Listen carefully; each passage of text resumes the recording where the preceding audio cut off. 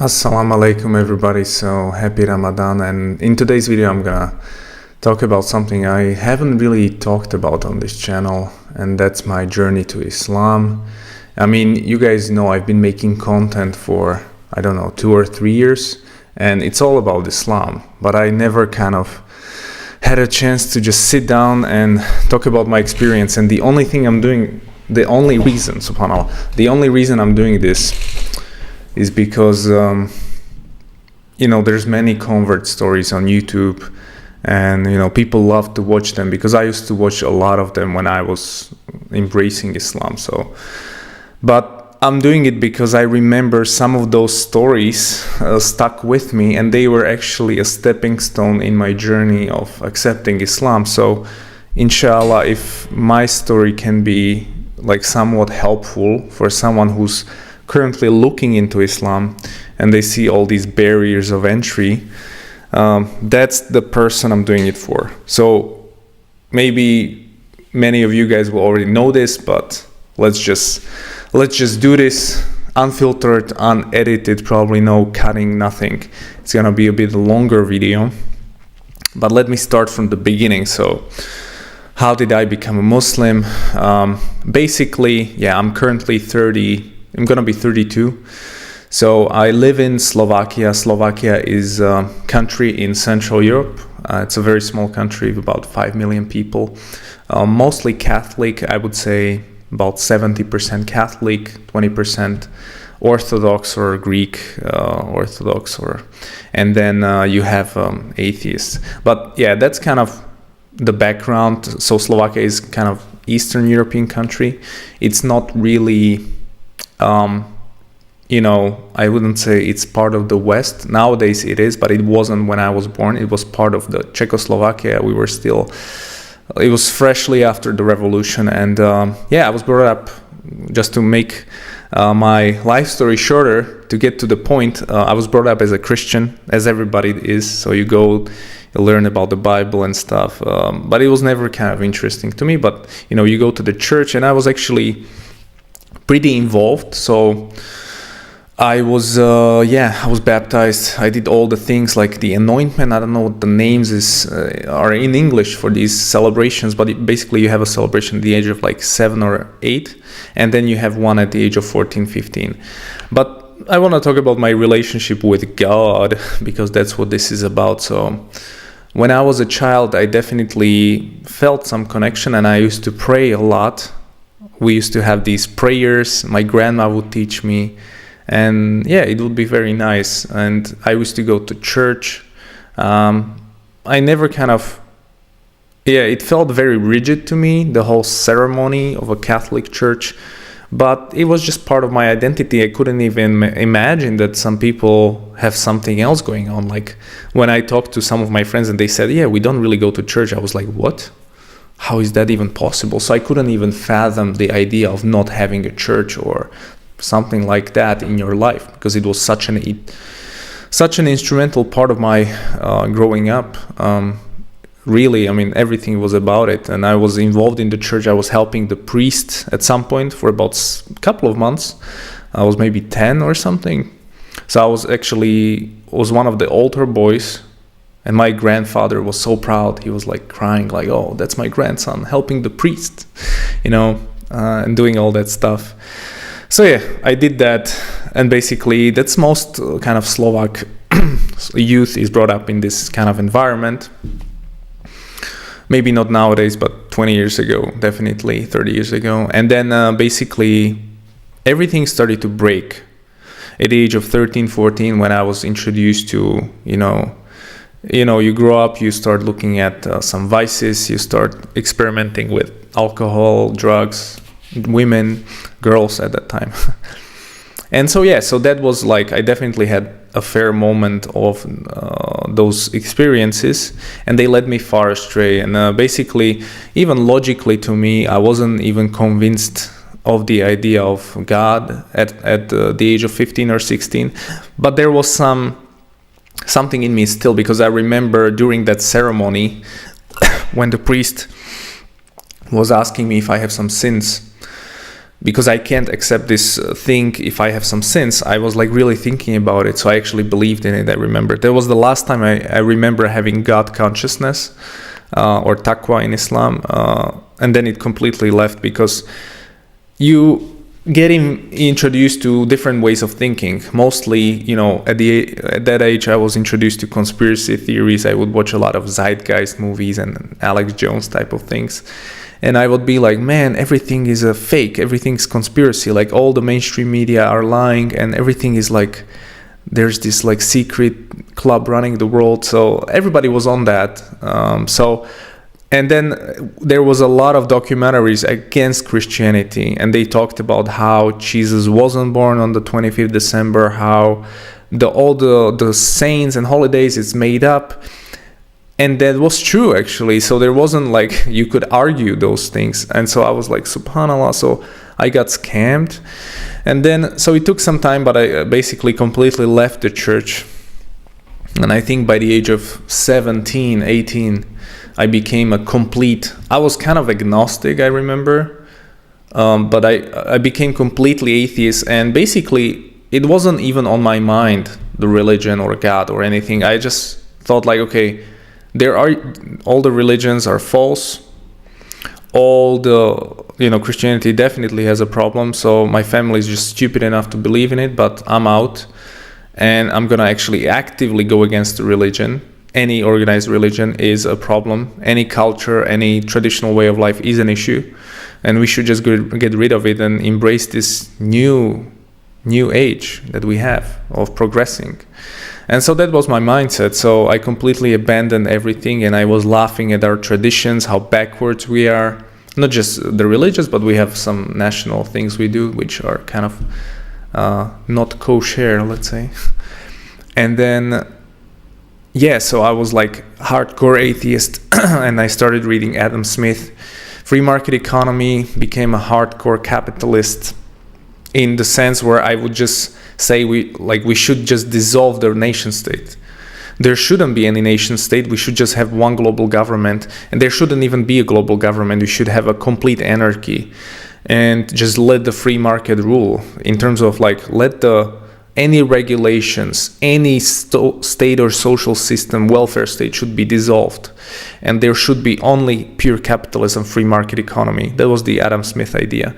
Then I read some Marx and other guys, and I couldn't figure out, these guys had some mistakes, but I thought definitely free market is the future, and the only way you're gonna live a good life is by being an entrepreneur.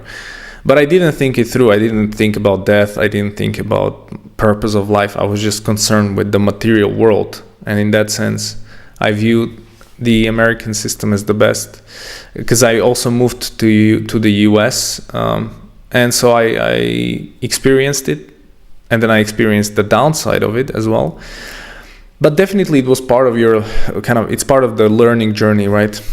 So I didn't have any connection to God. At this moment, I'm completely turned off. There's no Wi-Fi receipts, receiving signal, nothing. It's like your Wi-Fi isn't working, you're not connected.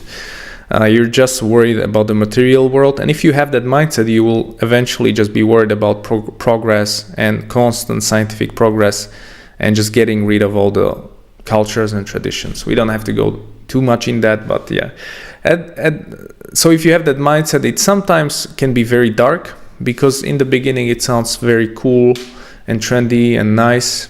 Especially I would listen to a ton of Sam Harris, a ton of atheists mocking, of course, Islam, but all the religions were the same to me. And making jokes, comedians, stand-up comedy. My dream was to be a stand-up comic as well, kind of like a Louis C.K. type of thing. All this nonsense, you always come up with the idea of what's my purpose? Well, I'm going to start a company, I'm going to be a startup CEO, and then it changes, So it's always this kind of catching and chasing some feeling, getting it and realizing it's empty, and it's again, and you set these artificial goals in your life to progress, but where are you progressing? To your grave at the end of the day. So that really dawned on me after some years. I was like, I'm gonna die, and the thought of death was really lurking in my mind since the young age, because I had a huge car accident at the age of 4 that I survived, but it was like a miracle. I was like in a hospital for a month, and I was really like, I had some spiritual connections at that moment. I remember it right now, even when the accident from when I was 4. But I just rationalized it like, yeah, I had some like chemicals released in my brain, so that's probably that. I don't need to worry about it. Like, that's such a hardcore materialist mindset that everything you feel, you kind of just say, oh, well, it's just some molecules. But that mindset is dumb, because you can just say, hey, my love for my child, it's just some molecules. Like, I don't really have to worry about that. So if you really take it to the extreme, it can like lead to human extinction. Because there is no human soul. There's nothing inside of you that actually is like important or life-giving. There's no soul. You are just a clunk of atoms, molecules, whatever. So that was my mindset. And I struggled with it a lot, because that worldview doesn't provide any meaning for you. And you're told constantly, there's no meaning, don't look for it, it's cool. You can just live your life, man. So you live your life, you become addicted to drugs, as I was, or alcohol, or you do some weird sexual experience, which can lead to damaging effects on your psychology and your future sex life. So I tried many things, man, and it wasn't bringing me anywhere. It was actually, I had this deep feeling afterwards, any of these things, like, man, something's wrong, something's off, I'm doing something really bad. But since there's no bad or good, there's no morality, you can just do whatever you want, unless you harm other people. Liberal principle of harm, John Locke. Then, yeah, that would be like, I would just rationalize it again, like, well, just ignore that feeling, But you know what I'm talking about. Those feelings come up. And they kind of create this long-term depression type of thing in your mind. And overall, especially when I graduated and I started working full-time, it really dawned on me, like, the reality of this world is so dark. You have to work, pay taxes. Because when you're in university, you may have some time to think, but when you start working, the reality of this world starts crumbling, and it starts like pushing you. Because you have to choose. You have to choose your career. You have to choose your family. You have to make these choices. And so I would work, and I would become semi-depressed, because I was thinking, like, I'm not utilizing my potential. But everybody thinks this actually at that time, because you don't have any potential. You haven't proven anything to the market yet, or to the world. So you have to start as a garbage man, or as a nothing, cold calling people. You have to start at the bottom. So I would do that. And yeah, it would make me depressed. And then I would have a very dark 9-month period. And I was like 20 something when I would have these headaches. This was like such a darkness, I can't even explain it, to be honest. As Al-Ghazali says, it's something you have to experience, very difficult to explain, but imagine, hard to put into words. Al-Ghazali would call me stupid, but I'll try. Imagine just waking up, the first thing you notice is a pain in your head, and it doesn't go away. It's not like a pain where sometimes your head hurts or something, or you have a hangover. No, it's like constant pain nagging you in the brain. It doesn't go away, and it creates this secondary effects where anytime I would hear a music or sound, my head would wanna blow. I was unable to eat. Unable to sleep.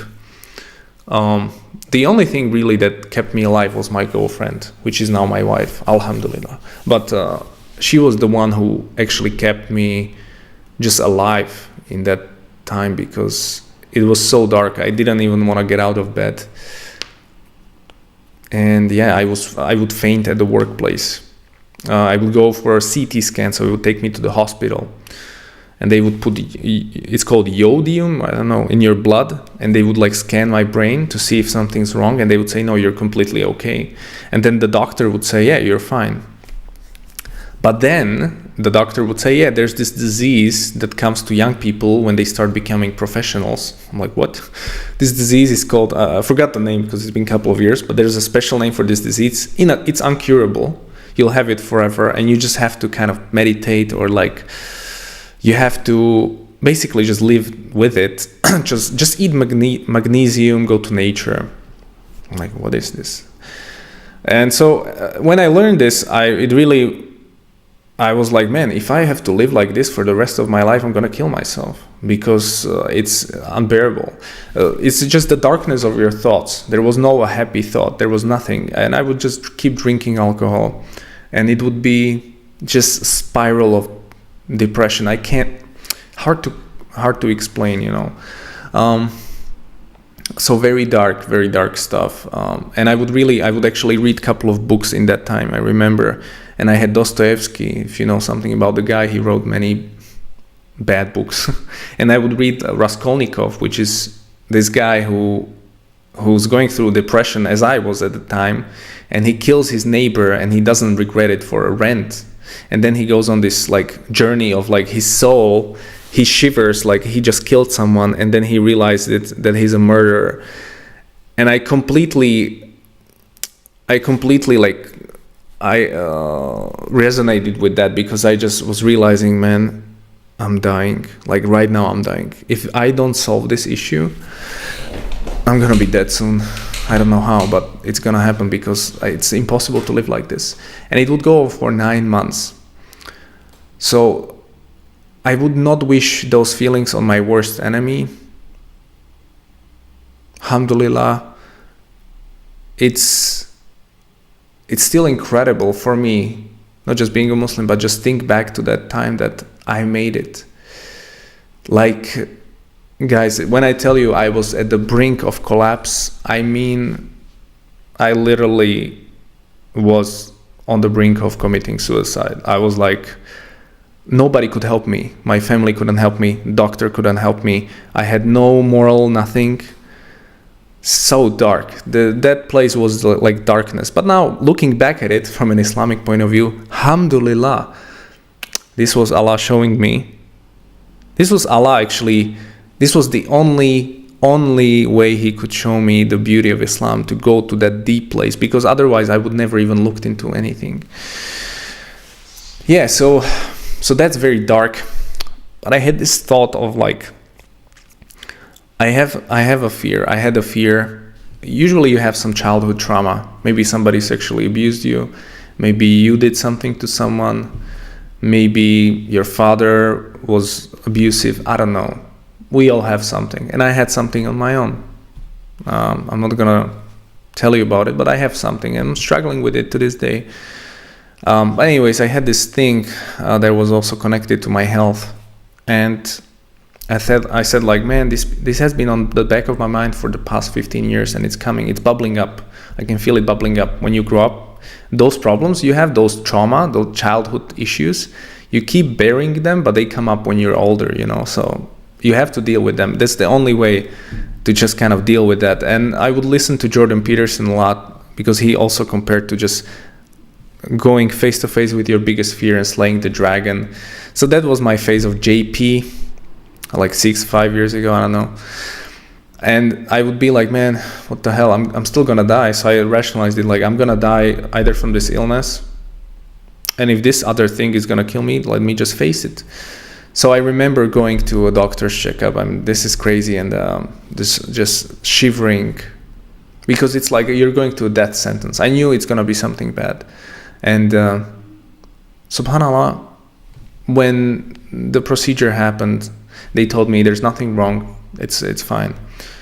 The amount of the stone, or what do you call the weight that was in my soul, that got lifted, 15 years of like pressure, carrying this like something from my childhood, and it lifted.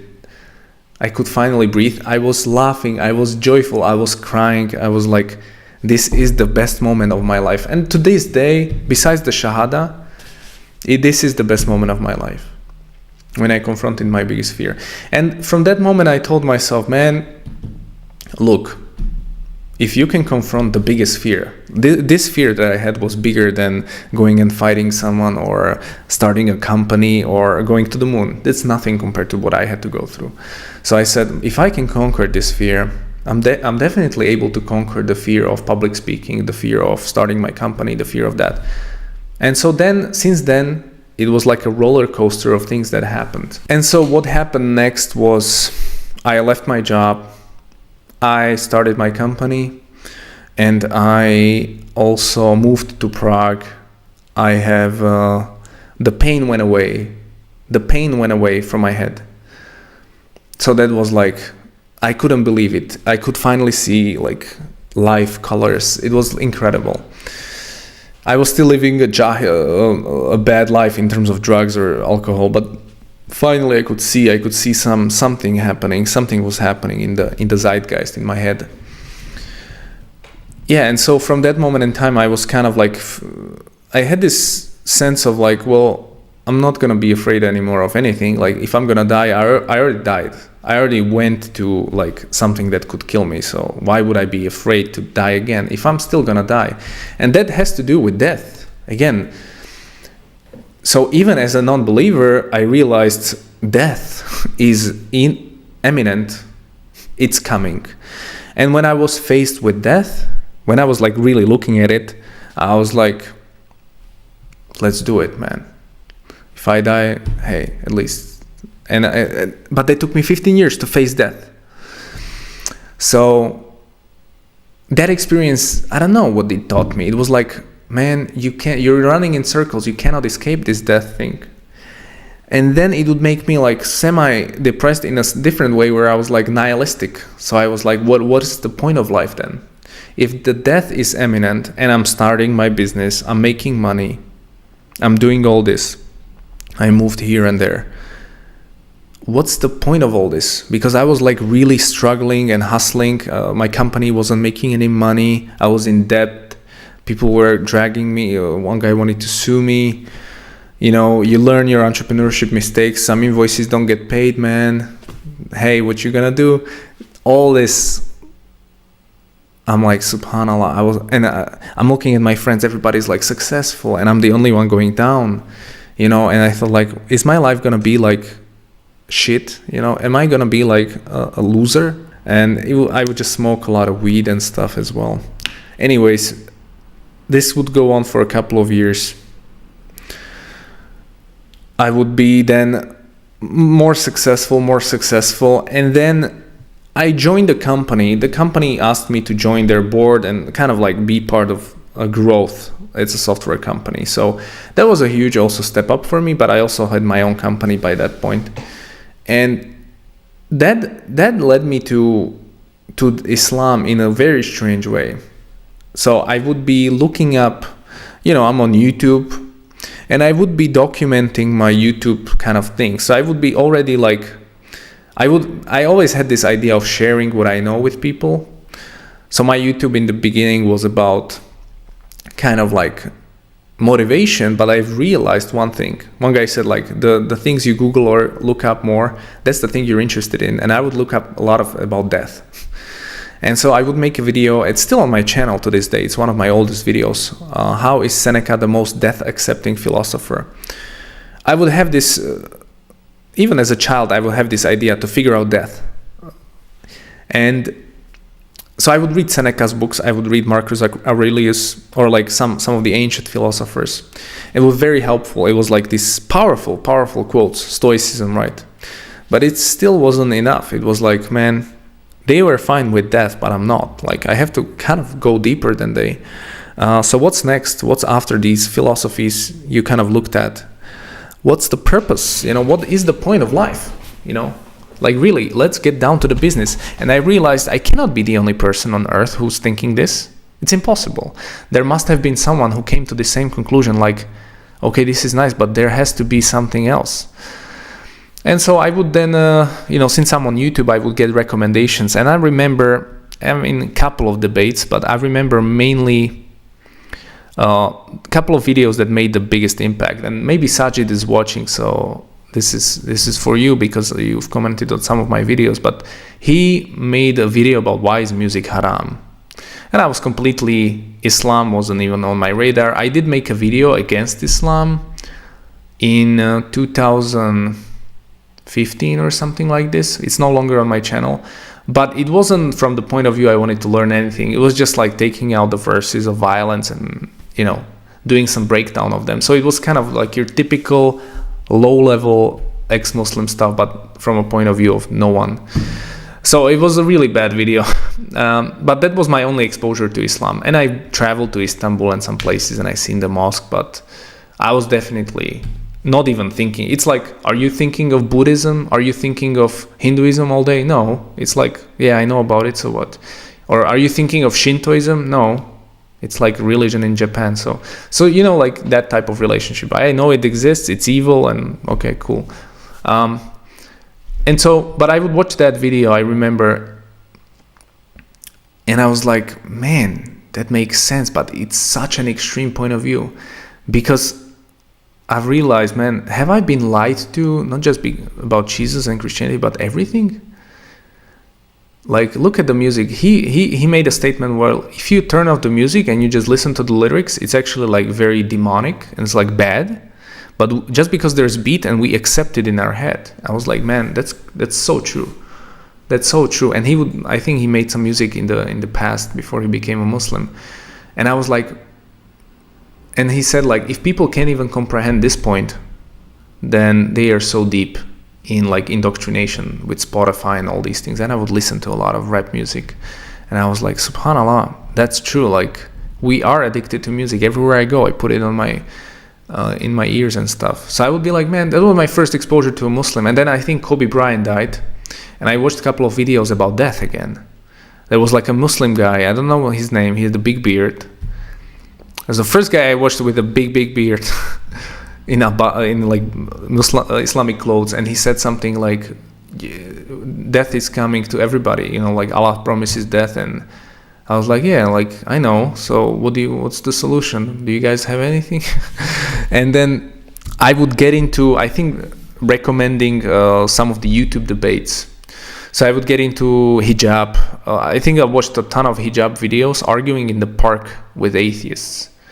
And they would be really cool debates, like long debates, like 30, 40 minutes, and they would just be on one issue. And that was so crucial for me because I had to get these barriers from my head, like science can solve everything, all this. And hijab, but also other guys, they would just slowly start deconstructing, like, no, science cannot solve anything because it's predicated on logic and mathematics, which is not,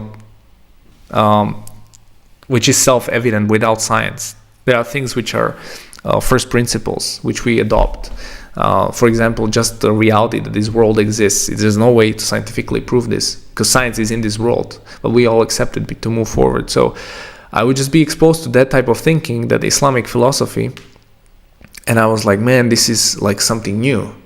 This is finally some new way of thinking about the world, which is like very, very, not radical, but it goes straight to the heart. Like music, haram. Why? Because and straight to the heart. Why women cover? And then as far as they would explain it, I was like, man, yeah, all day I'm looking at women. Like when I was, you know, I mean, I'm a man, so obviously, but I would be like, I can't even look at a woman without thinking of having sex with her. And yeah, it's true. The hijab makes her protected against myself. And I know when I was drunk what I was doing with women, or what, you know, and it wasn't always nice. And so I know what men can do. I know. And you don't even have to explain to me through rational arguments. So that made complete sense to me. And all these rules in Islam that seem so like weird in the beginning, then you look at it, yes, that is actually the truth. But nobody wants to admit it. But anyway, so I would get to these debates, but more importantly, it was about Allah. Because I was still an atheist, so yeah, these are nice things, but what about Allah? What's this thing? And basically it took me a couple of months to go deep into the cosmological arguments because I couldn't follow them for a while. They were too complex for me, but sometimes it would make sense, like the infinite regress cannot happen. Yeah, that's true. And so the universe had to have a beginning which was which was not created, and it had to be eternal for it to even start. And so those things would make sense to me. And then I watched anti-arguments, and they would also make sense to me, but less.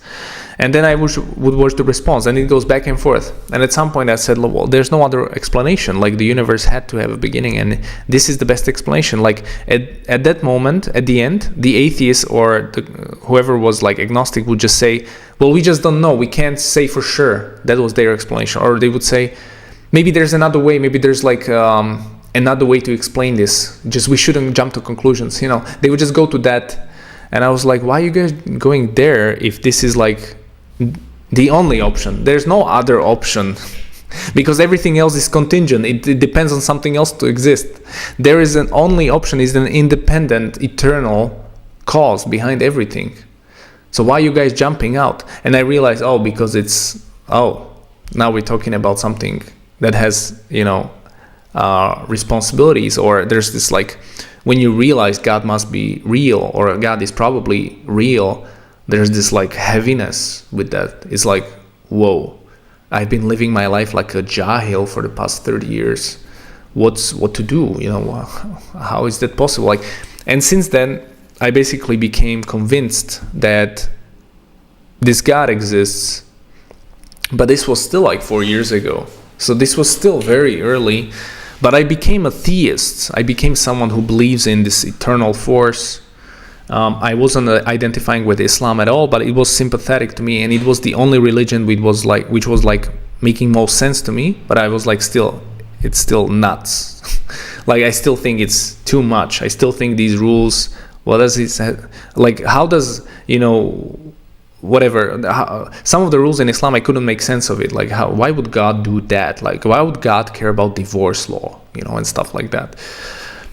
I wouldn't read the Quran. It was just sympathetic, but I realized, I came to conclusion that God is real because of Islamic guys on YouTube, And then, so this would go for a while, and my wife, was watching me from a distance, and she would like make jokes like, haha, you're a Muslim now.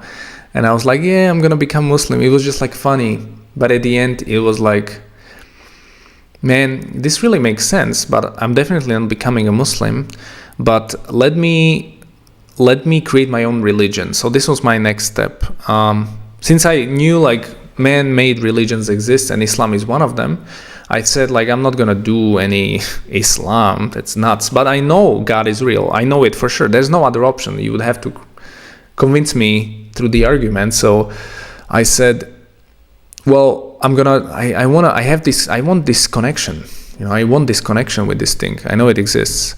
So I would pray, but I would pray in an Islamic way. I would put my head on the floor and I would beg God, like, hey, God, in my language, if you're real, please help me, guide me, help me see what's the truth. Just guide me to accept it in my heart, which is an Islamic prayer in a sense.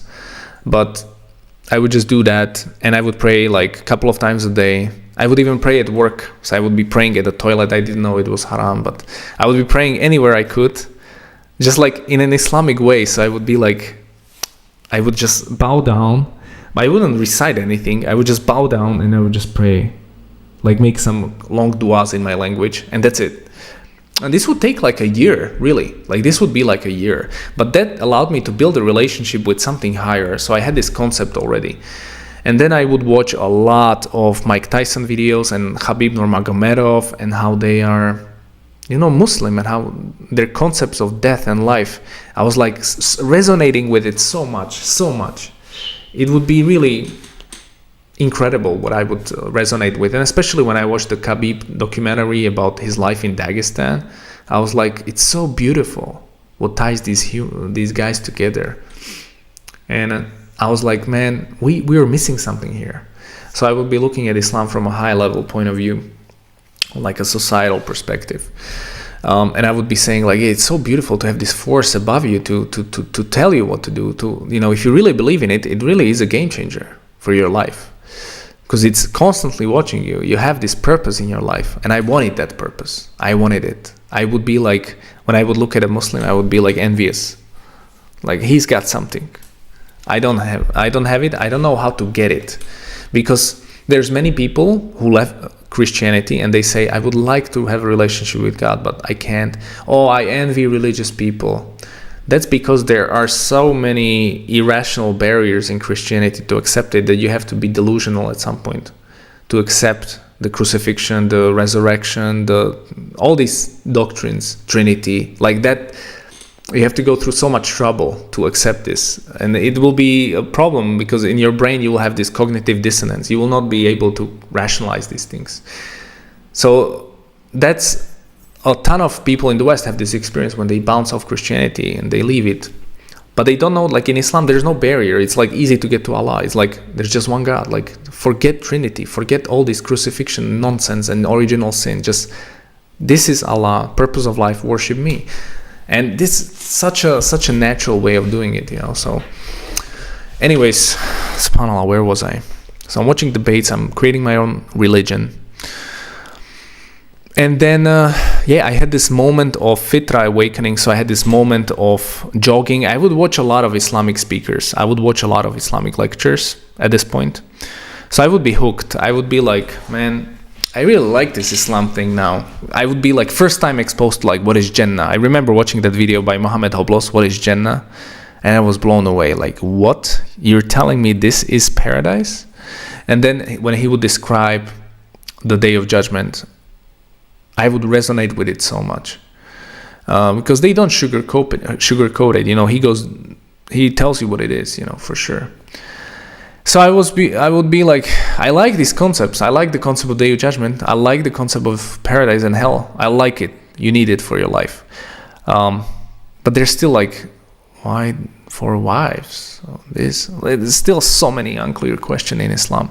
But I had this, and I had the questionnaire about like what I want to ask some Muslims. I've never met any. I would just be making that. So, but I had this fitra moment when I was jogging. Just everything came together, everything. Once I learned basic Islam, like Day of Judgment, why pray, why Allah is worthy of worship, why is He one, incredible feeling would overcome me. And it basically the feeling was Islam is true. But I would ignore it. I mean, many reverts have this experience.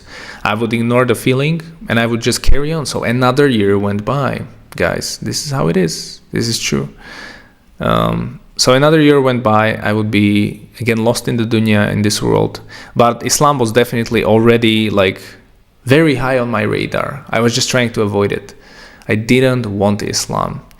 But it was just something, it was like a magnet pulling me in. It was incredibly attractive. Everything was just pulling me in. And when I learned something, I wanted to learn more. And I would be like an engine. I would just be learning. I would just watch hours of content, read like hours and hours of content. Really, it was...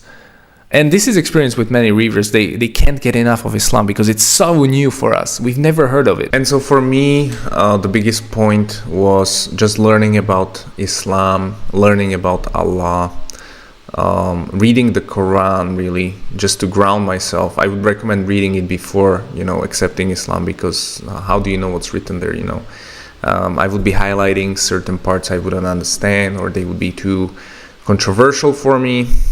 So that would take some couple of months to also research.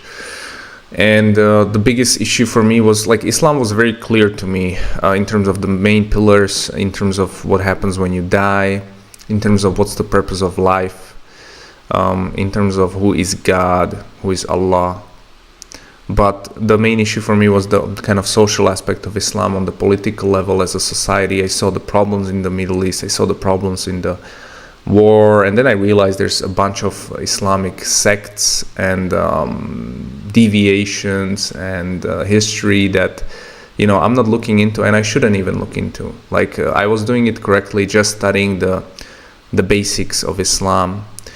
And I came to conclusion there's no other way of life I can embrace, because this is the only thing based on the truth, and I will be lying to myself if I would go for atheism or anything else. So at the end of the day, it was the only logical choice for me. I didn't quite have a choice, because the only issues I had were kind of non-liberal policies of Islam, but that was just because of my liberal mindset. but I'm not a liberal now. So it changed, and it changed a lot. So like when I embraced Islam, I still thought some things which I don't think now, because Islam tells me not to think those things, and it's correct actually, because what I had thought before was just programming. I was whitewashed by my school, by liberalism and all that, as everybody is. So you have these barriers, and you have to be really unbiased to look at that. Now, to be honest, I wouldn't really study a lot the life of the Prophet, sallallahu alaihi wasallam. I would look at some parts of it. I knew like the Sirah, the basics, but I wasn't quite sure, and I wasn't very diving deep into hadiths. I don't think any Revert is, because that's kind of the secondary source of your religion, let's put it this way. But yeah, I think maybe that's for another video, but later on, once I embraced Islam, those were kind of my next steps to study those Sahaba and all that, because Islam in real life is beautiful, especially if you read about the Prophet's life and the caliphs and what happened in the first generations. It's amazing, just to hear those stories, and that kind of gives you even more conviction that you're on the right path. So overall, basically, yeah, I was still dabbling in haram things, but I already knew I'm kind of walking to the path of Islam, even though I tried to ignore it. But it was just everywhere. I just learned about it, even though if I didn't want to, it was just like so attractive.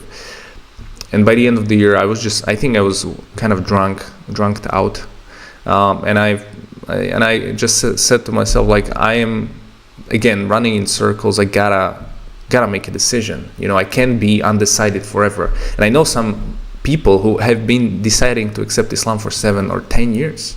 How insane is that? That's actually a definition of insanity, because you're kind of stuck in limbo. You're not getting any benefit for anything. So you either just forget about it or just move on, and I know it's difficult, but so I said to myself, that's why you have to be very grounded in the religion. So I said, is there any other option that God doesn't exist? No, there must be God. It was very firm. I had Quranic arguments, I had the arguments from design, I have the arguments from cosmology, I have philosophical arguments to back it up. It's very strong. This is never going to change. So the second was, is there any other religion that talks about one God? No. They all talk about it, but they all take wrong turns in Trinity and all that nonsense. There's only one religion that talks about like oneness, and that's Tawheed, that's Islam. And then is there, so if I look at the scripture, because that was like a big step for me, like a scripture, somebody telling me something. If I look at it, does it make sense? And the Quran was like so mind-blowing, it was really amazing to see. And especially if you learn about how it was preserved, how it was compiled compared to the Bible, you're coming off the Christian kind of faith. You're not used to this level of authenticity. And I'm not even talking about the hadith scientists and the chain of narrations and all that. So that was a game changer as well, to just like, subhanallah, this Quran is preserved. It's the same words that have been written at the time of the Prophet sallallahu alaihi wasallam, and subhanallah. And so when I read it, it was different. And then you can look up the miracles, the scientific proofs, and all those, embryology, and they help. But essentially, my conviction was in Tawheed, and that's when you have that foundation. It's pretty simple, it's pretty easy, because I didn't convert because of like Islam makes sense because it's against LGBT. That's not a reason to convert to Islam. That's a weak reason, because against LGBT you can have a fascism as well. Like, that's stupid. You have to have some sort of foundation in your deen. And finally, around the New Year's Eve, I came to realization, 2020 I think, and it was like pandemic time, that I have to become a Muslim. And then it took me like 2 or 3 months. It was actually 2 months to go to the masjids and like practice Islam, learn Al-Fatiha before actually saying the Shahada. So I would be like on the trial period, like when you buy software, you have a trial period. That was my approach to Islam. I would like test it out to see if I can handle it. So I would pray. I would, do all these things. I would cut down alcohol and cigarettes at all. Like, it would be completely out of my life. And yeah, it was amazing. I remember first time in the masjid, I would be just standing there in awe. Like there was no one there. It was like a bigger madrasa in Prague. Then I went to another masjids and yeah, learned to pray, learned Al-Fatiha, all that. And after a couple of months, I said, well, I've tested it as a trial, and now I'm diving deep. And I just pronounced the Shahada on my own, and then I did the Shahada with the guys outside. When I did the Shahada, it was just a regular day, and I just said like, hey, today I'm doing it. I took my scooter, went to the square to see some guys that I knew, and they just told me some basics. I already knew it. And I said like, yeah, I'm like ready, and then did the Shahada, and that's it. And I never looked back. Bought some halal meat on the way back, because I had a halal store next to my apartment in Prague, and I was so happy. I was like, finally, I actually affirmed this. And imagine this, accepting Islam is the biggest decision in your life, right? Because it will actually affect all your future. So it will affect how you're gonna marry, it will affect how you raise kids, it will affect everything basically in your life, your family relationships. But it's the only decision that I took like 2 years to accept. So I never made a decision like this before. When you go to school, to which school do you go to? I made a decision very fast. Or what career am I gonna take? It wasn't a decision like that, but this was the decision that I've made for 2 years.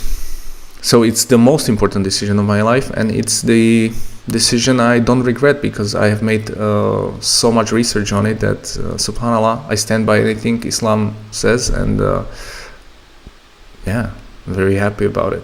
Since then I never looked back really. So if you're struggling with whether you should accept Islam or not, just bro, I'm telling you, yeah, it's incredible feeling and incredible truth, because you'll finally be connected to God. Like there's no other way you get connected to God. I realized this, because if you come up with your own thing, it's not gonna be there, because you don't know the mechanism, you don't know what God wants from you, you don't know nothing. If you're convinced God exists, if you're not convinced God exists, listen to my arguments or watch that, because those will be really like crucial, because there's no other option. Then and if you want to follow some of the religions, then I mean, how does Hinduism make sense if God is one? How does like Judaism make sense if you can have an argument with God and you can win? What? How can Christianity make sense if there are 3 gods in one, all, and they're part of one, but they are all co-eternal, co-equal? What is this? You know, like you come to conclusion that every religion on this planet has some piece of the puzzle, as Angel says, but only Islam has a full picture, because the only religion in this world that is about worshiping God is Islam. I'm sorry to say this, but it's true. All the other religions have some innovations, some polytheism, some man-made things all written all over them, which make them, you know, corrupted, even though they might have the original message somehow. So that's why I chose Islam. And then once you read the Quran, it basically just affirms that. So I can't see someone who doesn't accept it, besides they have something in their heart, like some ego. Maybe they have a culture that doesn't fit with Islam like mine, or maybe they don't want to accept it for some other reason. But essentially truth stands like this, and then you have to just go there. And I would just say one more thing, that if you're thinking about converting to Islam, what it will give you, it's a structure for life. So everything will be kind of in a structure. Your entire day is prayer to prayer to prayer to prayer. You're always thinking about the next prayer, where you're gonna do it, especially in Ramadan, like today. You're thinking about breaking your fast. Where do you work out? You have a structure how to deal with your wife, how to deal with your money, or how to give charity, what to eat, where to get meat, how to raise children. how to be a good person, how to give charity, all this is in Islam. So it gives you a coherent structure. What happens when someone dies? It tells you that you know how to deal with it. What happens if somebody does something else? You know what to do. If you sin, you know how to get back on the straight path, inshallah. So it's basically like a GPS. Think of it as a GPS in your car, and it points to Allah all the time. And all you have to do, all your job is, it's so simple. Just get on the Sirat al-Mustaqim, the straight path. So get on that path of GPS. So wherever it points, just go there. And that's all you have to do. That's why Islam is simple. You don't have to be highly intelligent to get it, or you can be like a simple farmer. It can work for everyone because it's just about getting closer to Allah. So GPS points there. GPS points to Jannah, the paradise. And the road is clear. You can go. But you have to go, and you have roadblocks. You have your culture. You might have problems with some Islamic things, like how do I get this done? How do I stop drinking? It's all a work in progress. You have years to go by, but imagine Shahada is key to paradise. So if you die knowing about this, it's not good. Like the majority of scholars say you won't be accepted to paradise because you knew it's the truth, but you refused it because of culture. Like myself, I know, because I was in these shoes. I refused Islam because I didn't like it, but I knew it's true already, like a year before it. So if you have that feeling already, man, it's not gonna go away. This feeling is gonna stay with you. So you just have to get to a place where you finally accept it in your heart. Testify it with your tongue, make a shahada, man, and then you have the keys to Jannah. And of course, you gotta die on deen. You have to die like a Muslim. But it's easier once you have done the shahada. All right. One more thing, I can't imagine I've lived 28 years of my life without any knowledge of Islam.